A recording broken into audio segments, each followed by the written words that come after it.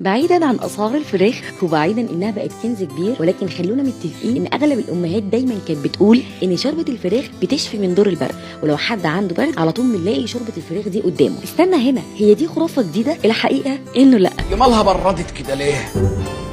ولا اني باينني جعان؟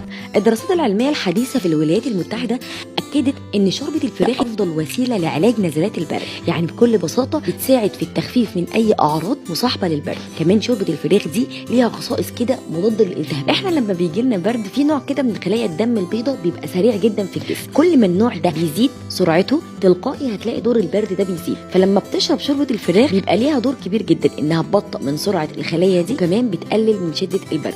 الخلاصه العلميه بتقول ان شوربه الفراخ مش بتضيع نزله البرد، ولكن بتخفف جدا من اعراض البرد وبتساعد في تخفيف الاحتقان. وبكده تكون خلصت معلومه النهارده. استنونا في حلقات اقوى بكتير، وسلام عليكم.